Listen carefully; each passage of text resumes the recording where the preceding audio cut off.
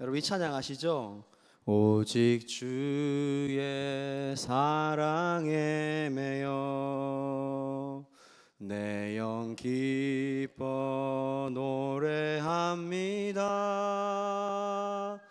이 소망의 언덕 기쁨의 땅에서 주께 사랑 드립니다. 그 다음 가사는 오직 주 임재 안에 갇혀 내 영 기뻐 찬양합니다. 내 영 기뻐 찬양합니다. 이 소명의 언덕 이 소명의 거룩한 땅에서 주께 경배 드립니다. 후렴 다 같이 할까요? 주께서 주신 모든 은혜 나는 말할 수 없네. 내 영혼 즐거이 주 따르렵니다. 주께 내 삶 드립니다. 아멘. 여러분, 이 찬양의 가사 중에 첫 구절이 뭐죠? 오직 주의 사랑에 매여라고 했습니다. 매여라고 했습니다. 무슨 뜻일까요? 매인다라는 것은 그렇게 좋은 의미는 아닙니다. 어딘가에 내가 매여 있다라는 것은 어떻게 생각하면 자유가 없는 것도 같아요. 직장이 그렇죠. 내가 직장에 매여 있으면 자유롭게 살 수가 없죠. 그런데 여러분, 주님의 사랑에 매여 있는 것은 복된 일이고 감사한 일입니다. 그래서 오늘은 매임에 대해서, 묶임에 대해서 말씀을 생각하려고 합니다.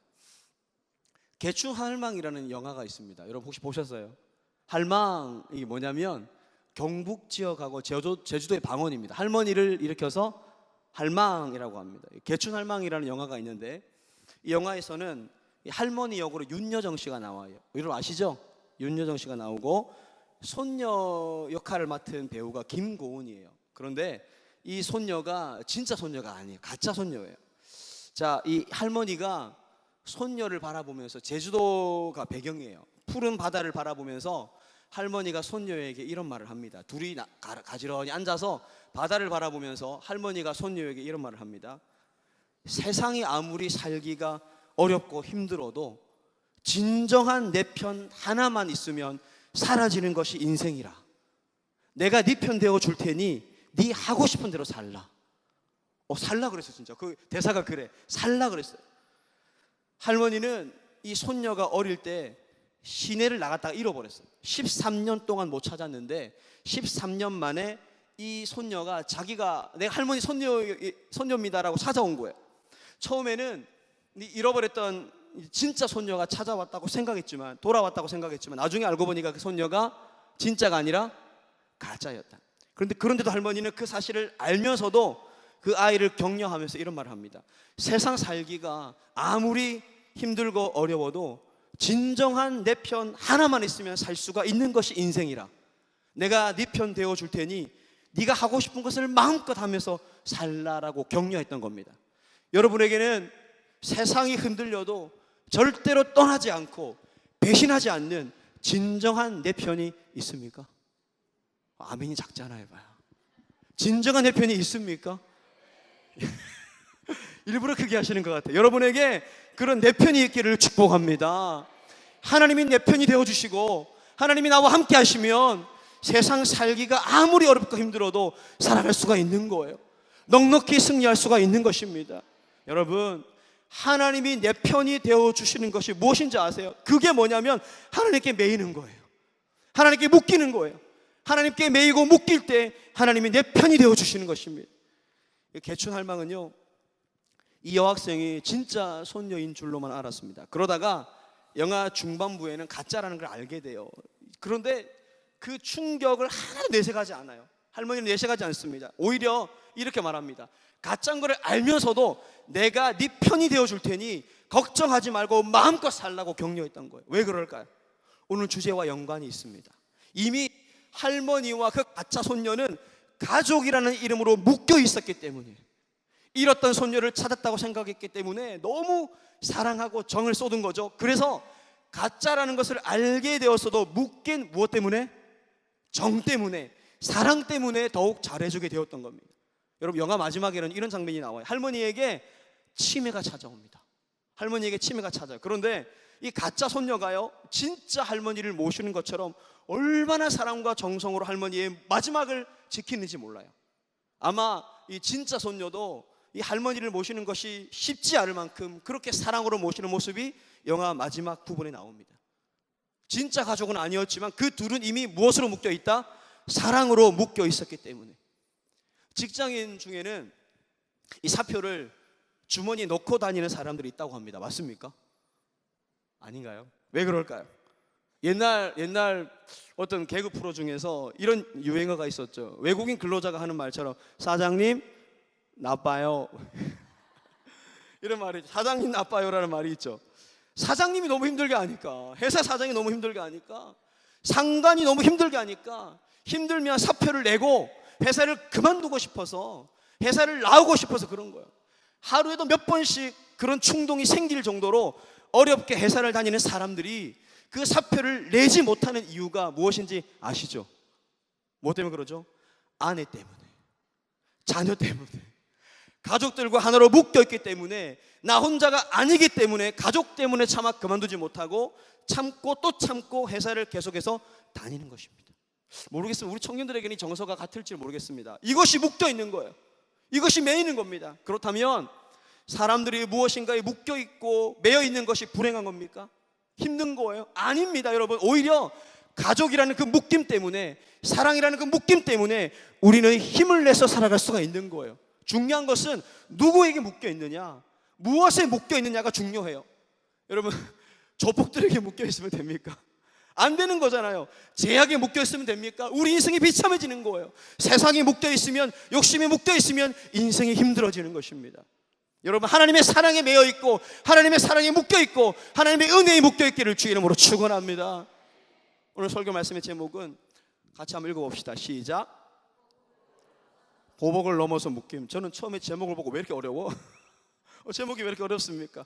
제가 정한 제목이 아니라, 제가 정한 성경 본문이 아니고 이번 브랜드 워십 시즌 전체 주제에 맞춰 저에게 이제 할당된 내용인데, 하지만 어떤 내용이든지 그 안에는 하나님이 우리에게 말씀하시려는 메시지가 있습니다.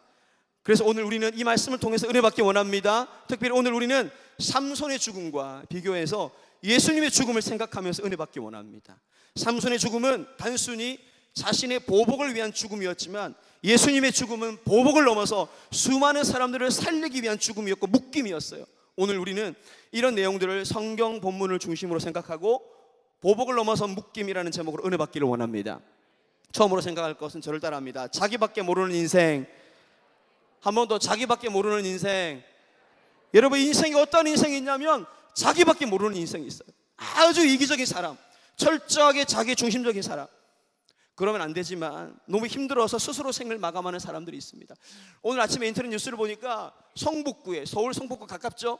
서울 성북구 일가족 4명이 숨진 채로 발견됐습니다. 그런데 시체로 된 지가 아주 오래된 것 같아요. 냄새가 나고 시체 썩은 데가 나서 그 집을 수리하러 왔던 사람이 발견하고 경찰에 신고한 거예요. 자살했습니다. 여러분, 너무 힘들어서 스스로 생을 마감하는 사람들에게 가족들이 이런 말을 하죠. 참 모진 사람이라고, 모진 사람이라고, 어떻게 자기만 생각하냐고. 남은 가족들은 그 상처와 아픔을 가지고 어떻게 살아가라고 그런 선택을 하느냐. 자기밖에 모른다라는 거죠. 오늘 성경 본문에 나오는 내용은 이것입니다. 삼손이 들릴라를 만났습니다. 그리고 유혹을 받고 자기 힘의 근원을 알려줍니다. 삼손의 힘의 근원이 어디에 있죠? 머리에 있습니다. 그것을 알려주고 두 눈이 뽑히고 옥에서 맷돌을 돌리는 비참한 모습이 된 후에 이 블레셋 사람들이 원수 삼손이 잡혔어요. 두 눈이 뽑힌 모습을 조롱하기 위해서, 그리고 블레셋이 섬기는 신 다곤에게 제사하기 위해 한 자리에 모였을 때의 일을 보여주고 있습니다. 삼손은 태어날 때부터 나실인으로 많은 하나님의 축복과 구별된 은혜를 받고 살아온 사람입니다. 여러분, 삼손이 가진 그 초인적인 힘은 자신이 운동을 해서 얻은 것이 아닌 것 같아요. 여러분, 근육 만들기 쉽습니까? 근육 하면 1kg 1kg 만드는 거 쉽습니까? 어렵습니까? 어려워요. 근육 1kg 만드는 게 얼마나 어려운지 몰라요. 근육이 있어야 무거운 것도 들고 힘도 세지는 거죠. 그런데 이 삼손의 근육은 헬스클럽에서 강사로 일하는 그런 사람들의 근육과는 질적으로 다른 거예요. 인바디 검사 아십니까, 여러분? 모르세요? 인바디 검사가 뭐냐면 그거 검사하면 내 체중이 얼마고 나 안에 체지방이 얼마고 근육이 얼마인지를 다 보여주는 겁니다. 삼손이 인바디 검사를 하면 근육과 체지방이 얼마나 나올까 한번 생각해 봤어요. 궁금하더라고. 인간의 힘으로 들 수 없는 물건들을 막 들어옮기는 사람이 삼손이었기 때문에 이 삼손의 힘과 그 근육은 하나님이 그에게 주신 축복이에요. 그런데 삼손은 하나님이 주신 그 힘으로 능력으로 하나님의 영광을 위해 살았던 것이 아니라 철저히 자신의 욕망과 욕심으로 채워진 삶을 살아왔어요. 이방 블레셋 사람의 딸과 결혼을 하고 가사에 가서 이방 족속이죠. 가사에 가서 기생과 함께 동거하고 또 이방 여인 소렉 골짜기에 들릴라를 사랑하고 함부로 힘을 자랑하는 그런 삶을 살아왔던 거예요. 여러분, 하나님이 우리에게 주신 건강, 하나님이 우리에게 주신 지혜, 하나님이 우리에게 주신 능력, 이런 것을 가지고 철저하게 자기 자신만을 위해 살아가는 사람들이 있습니다. 여러분, 그것이 자기밖에 모르는 인생이라는 거예요. 자신과 가족밖에 모르는 거예요. 삼손이 보여주는 가르침이 그거예요. 우리의 인생은 어떠하냐라는 겁니다. 너의 인생은 어떠하냐라는 거예요. 여러분, 우리가 가지고 있는 것 중에서 받지 않은 것이 있습니까? 여러분, 지금 현재 누리고 있는 것들 중에서 여러분의 것이 있습니까? 우리가 가지고 있는 것 중에 받지 않은 것이 무엇이 있습니까? 건강도, 지혜도, 능력도, 재물 얻을 능력도, 가족도 모두 다 하나님이 주신 것입니다. 믿으세요? 믿으시기를 축복합니다. 그런데 우리는 하나님께서 주신 모든 것들을 받았음에도 불구하고 남이라는 존재를, 이웃이라는 존재를 단 한 번도 제대로 생각하지 못하고 배려하지 못하고 돕지 못하고 섬기지 못하고 오직 자기 자신만을 생각하고 살아가는 사람들이 많다라는 것입니다. 그것을 깨라는 것. 오늘 삼손의 삶이 보여주는 것이 그것입니다. 철저하게 자기 자신밖에 모르는 인생을 살아온 삼손의 삶, 삼손이 보여주는 이기적인 삶의 절정이 뭐냐면 죽음이었어요. 여러분, 삼손의 죽음을 두고 성경은 이렇게 고백하죠. 살았을 때보다 더 많은 사람들을 죽였다. 여러분, 우리는 살았을 때에도 이방 원수들인 블레셋을 많이 죽였지만 이 삼손이 죽을 때 죽였던 사람이 더 많았으니까 그만하면 된 것이 아닌가라고 생각할 수 있어요. 삼손이 잡혀서 두 눈이 뽑히고 옥에 갇히게 되고 맷돌이나 돌리고 조롱을 받게 된 것은 그의 제약 때문이고, 그가 죽을 때 더 많은 사람들을 죽였으니까 그만하면 된 것 같다라고 생각할 수도 있습니다. 안타깝지만 잘 죽었다 생각할 수도 있어요. 그러나 아니에요. 오늘 보면 28절 함께 읽어보겠습니다. 28절 읽습니다. 시작.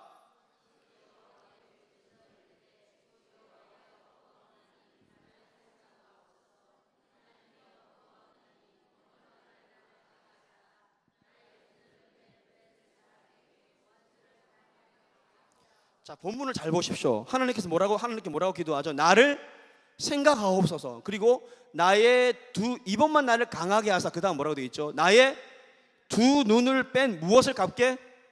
원수를 갚게 하옵소서. 여러분, 저를 보세요. 이스라엘 민족의 지도자, 사사로 부름받은 삼손이 이 본문에서 민족을 위한 마음이 있습니까? 하나님의 영광을 위한 마음이 있습니까? 이스라엘을 힘들게 하는 블레셋에 대한 마음이 있습니까? 아니에요. 오직 자기의 두 눈을 뺀 원수를 갚는 것에만, 보복하는 것에만 집중되어 있어요. 삼손의 마음에는 복수밖에 없는 거예요. 살아있을 때 그 힘을 가지고 철저하게 자신만을 위해서 제약이든 아니든 상관없어요. 자기의 마음대로, 자기의 뜻대로, 자기 하고 싶은 대로 살았던 사람이 삼손이었어요. 힘이 있으니까, 능력이 있으니까. 그런데 이 사람은 죽을 때조차도 자기 원수를 갚고 죽은 사람이 삼손이었다라는 거예요. 여러분, 삼손의 삶이 우리에게 보여주는 것이 무엇입니까? 하나님께서 삼손이라는 초인적인 힘을 가진 사사를 세우신 이유가 살았을 때 정말 이제 자기 마음대로 살라고, 그리고 죽을 때조차 정말 비참하게 죽으면서 자신의 눈을 뺀 원수나 갚으라고 하나님이 삼손에게 그런 힘을 주셨습니까? 아니에요. 원수 갚고 죽으라고 힘 주신 것이 아닙니다. 원수 갚고 죽으라고 능력 주신 것이 아니에요. 하나님의 영광, 이스라엘 민족을 하나님께로 잘 이끌라는 사명, 그것으로 삼손을 불렀던 거예요. 그러나 삼손은 하나님이 주신 그 큰 은혜를, 그 능력을, 그 축복을 다 버리고 오직 자기 자신밖에 모르는 모습으로 살았고 죽었던 것입니다. 우리 어르신들 이 찬양 아시죠? 우리 청년들도 아실 것 같은데, 이제 내가 살아도, 그 다음 가사 뭐죠? 주 위에 살고, 그 다음 가사는요, 이제 내가 죽어도 무엇 때문에? 주 위에 죽네. 삼손은요 정반대의 삶을 살았던 거예요. 이제 내가 살아도 나 위에 살고, 이제 내가 죽어도 누굴 위해? 나 위해 죽네. 말이 안 되는 거잖아요. 평생 자기밖에 모르는 인생을 살았어요. 죽을 때도 자기 원한에 겨워서 복수하며 죽었기 때문이에요. 여러분, 오늘을 살아가는 우리는 어떻습니까? 여러분 어떠세요? 우리는 하나님이 주신 은혜를, 하나님이 주신 은사를, 지혜와 능력과 건강과 물질과 재능을 하나님의 영광을 위해서, 그 뜻을 위해서 사용하고 있습니까? 아니면 삼손처럼 오직 자기 자신만을 위해서 사용하고 있습니까? 하나님의 놀라운 은혜를 받으면서도 자기밖에 모르고 살고 죽었던 삼손 같은 인생이 아니라 하나님이 기뻐하시는 인생이 되시기를 주의 이름으로 축복합니다. 두 번째로 생각할 것은 이타적 인생을 사는 그리스도인. 첫 번째가 자기밖에 모르는 사람이었다면, 두 번째는 이타적 인생을 사는 그리스도인. 이타적이라는 말은 뭐냐면 자기의 이익보다는 다른 사람의 이익을 더 생각한다라는 겁니다. 오늘 31절 말씀 함께 읽어보겠습니다. 본문 읽습니다. 시작.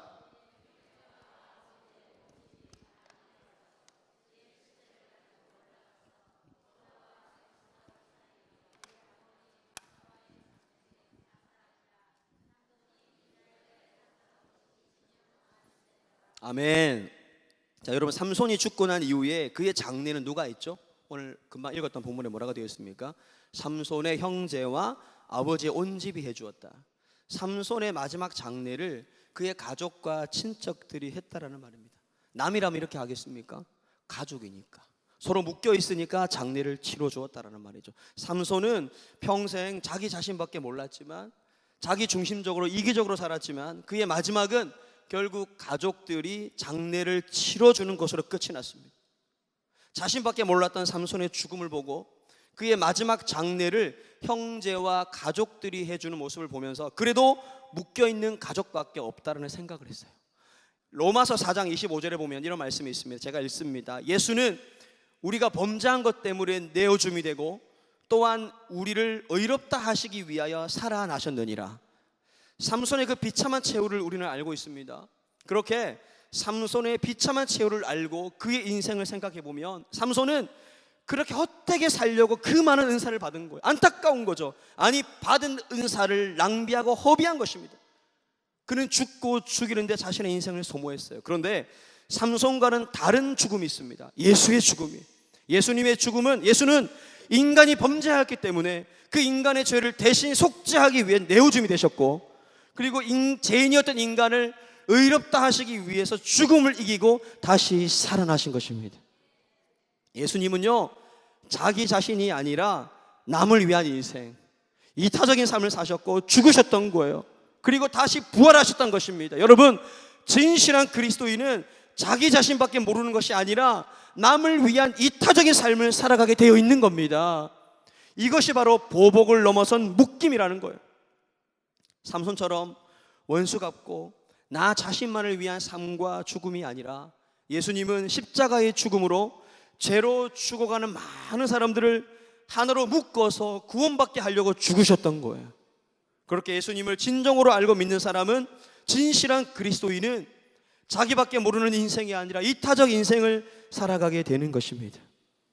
이타적인 삶을 산다라는 것이 쉽지 않습니다. 아마 이 말씀을 준비하여 전하는 저도 오늘 제가 이 설교를 담당해야 되는 주제가 이 성경 본문이 아니었다면 아마 이타적인 삶을 살라고 설교하는 것이 쉽지 않았을 겁니다. 하지만 이 주제의 말씀을 준비하는 동안에 깨달음을 받았고 은혜를 받았어요.